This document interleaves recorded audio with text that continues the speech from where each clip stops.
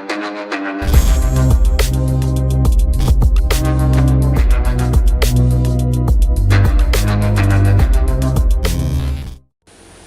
guys, welcome back. If you are new to the channel, I am Dinul Pereira and I am a software engineering undergraduate for Java Institute, and I recently started making YouTube videos and sharing content which is mostly regarding stuff in the software engineering field. So if you are interested in software engineering, this is the channel for you, and you can smash that subscribe button and hit that bell icon so you will be notified of the latest content that I am going to upload in this channel. So today we have question number 28 in line for us today, so let's go and check it out. So question number 20, 21 and 22 are one question, but I have divided them into 3 videos so it's easy for you to refer to them. And in the first video I am going to discuss a responsive button design and a sign up page, and in the second video I am going to introduce you to the sign in page for that relevant sign up, and finally I am going to introduce you to the sign out process in the home page. And in this video I am going to share this responsive design. So let's go and check out the answer. Okay, so this is my responsive design. Responsive means I had discussed in the earlier videos, no matter the size of the browser, once you change the size of the browser, the content and all the designs will be adjusted to the size of the browser. So once I change the size of the browser, it will be automatically set up according to the size of the browser.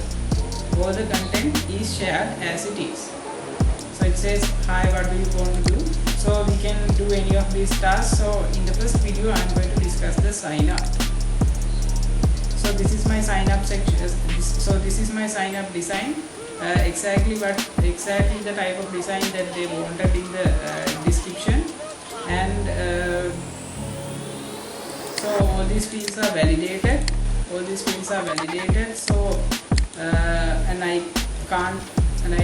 when I click on this sign up button, it says please enter your first name, and all the validations are made. So I can't proceed without entering the details. So let me just enter a name.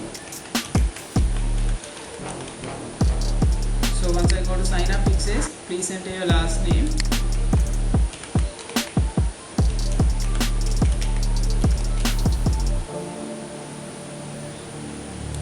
And then I have to then once I click on this one, it says please enter the email address, and I have to enter the email address.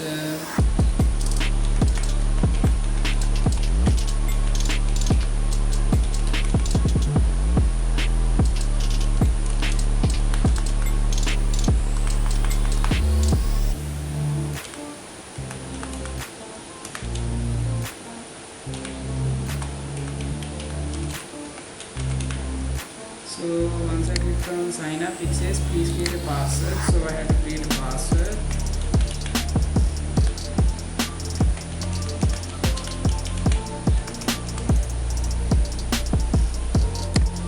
So they are asking us to confirm it.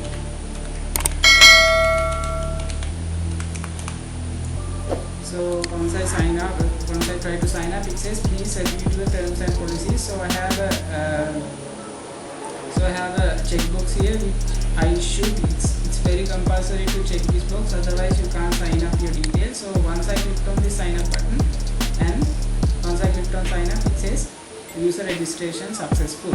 Okay, so then what I can do is I can log in, and in the login part I will do in the next video, and the rest I will show you the code.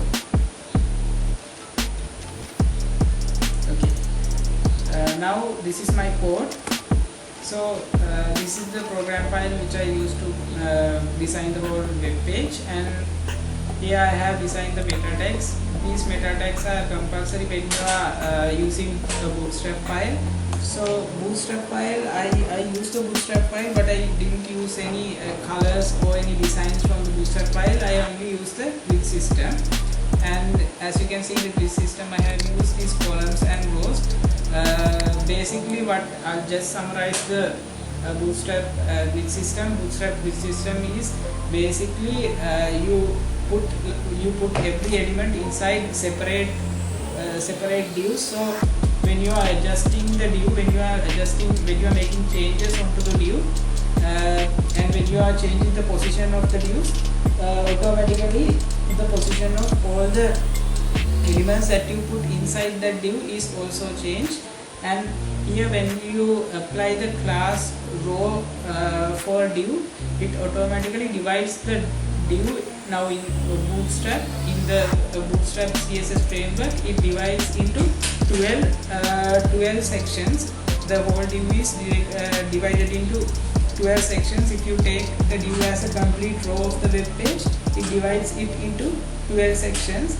And for example, if you take a button, if you want the size of that button to be about 4 pieces of from that 12, you just have to apply col 4 to that button.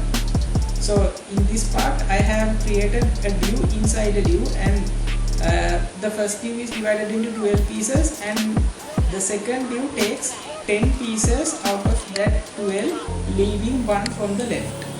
And that's for small devices. Small devices means I haven't given any prefix here. That means I have used it for small devices.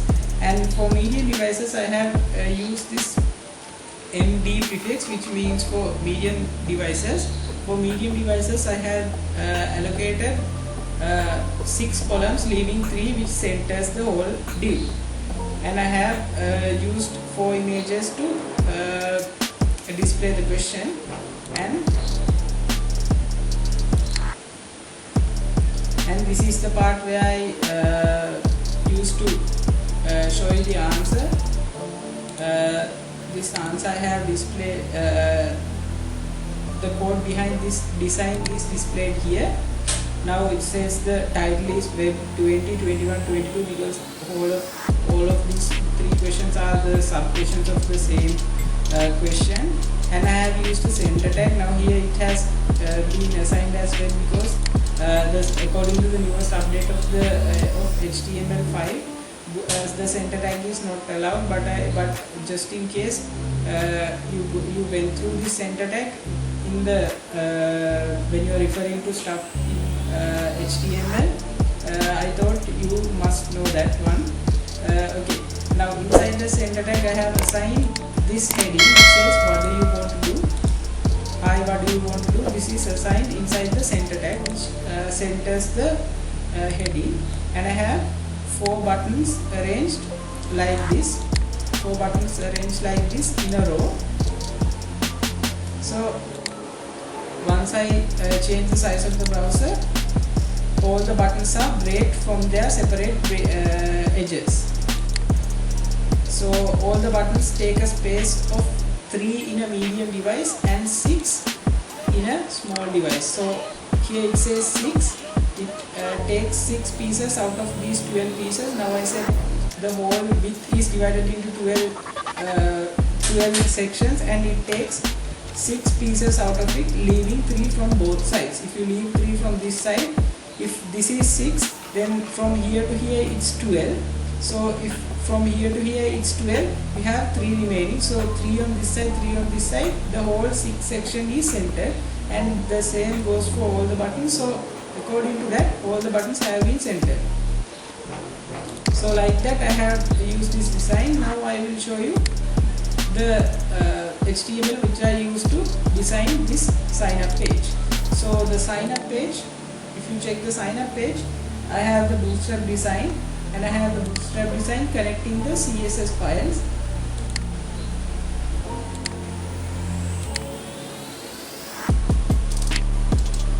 So this is the CSS file for the first design with the background color of gold. Here I had the background color gold, and in this design I have the background color as blue like that, and I have a form which I have designed, and I have this form which I have designed, and also the whole row which contains the form is dragged down by 10 pixels by 40 pixels. And when you consider the design, I have allocated some divs, and inside those divs I have allocated input tags. So basically every input field is inserted inside a div, and this is where the form starts and this is where the form ends. And I have a button which gives you the process of that sign up. And if you already have an account, you can go to the sign in page. If you click on this button, you will be directed to the sign in page. I will discuss more about this part in the next video. And so I'll show you how the coding works behind the signing up. So here this has a checkbox with that terms and policies inside an anchor tag. So inside this anchor tag I have the link which goes to the terms and policies page, but that I haven't designed. It's only for the sake of the design. But here now I will show you how the coding works behind this. So after I connected this script.js file onto this part, I can do all the coding from there onwards. So if you consider the script.js file, once you click on this button which says sign up, it activates a sign up function.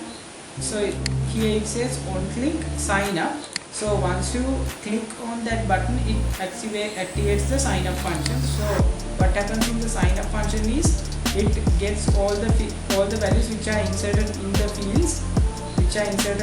fields, and here I have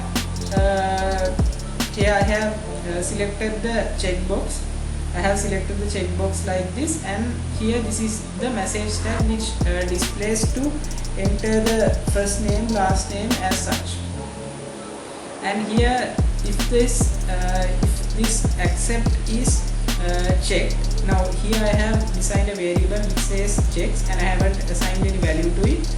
And if the accept tag means the checkbox is checked, this checks variable gains the value 1, and the checks, and if it's not checked, it gains the value 2. And then I design an Ajax form. So Ajax form is basically something like there are two methods to transfer data, that is form submitting and Ajax. Now this is a combination of both of them, an Ajax form. So Ajax form is basically a PHP form, but you write it in JavaScript.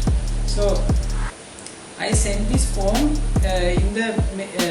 using the Ajax object to that sign up process file. Here we have the sign up process file.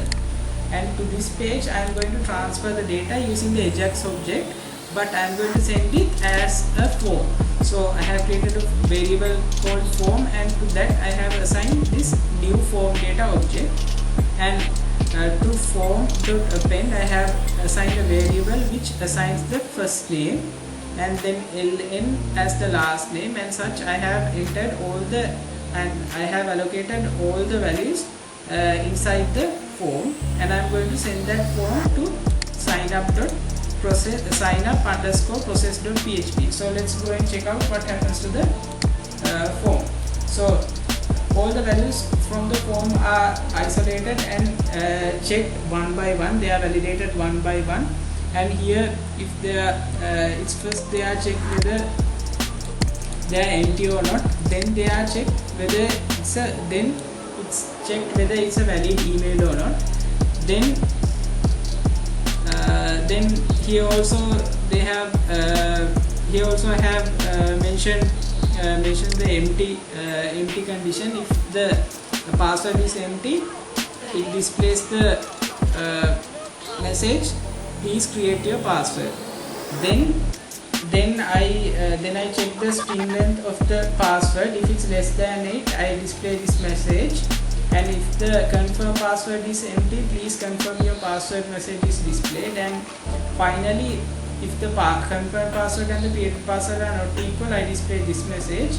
And if the and last but not least, if the check button is true, that means if the checks variable is true, that means the user has not ticked that I accept the terms and policies checkbox. So then I display this image. So if the user has completed all those and he or she has ticked that checkbox also, he will be allocated onto this else loop, else block. And in the else block I have created the database connection as usual, and I have used the insert query, to enter the values onto the specific database. Here I have the database as q_day_4_1. I'll show you that database right now. And I have this database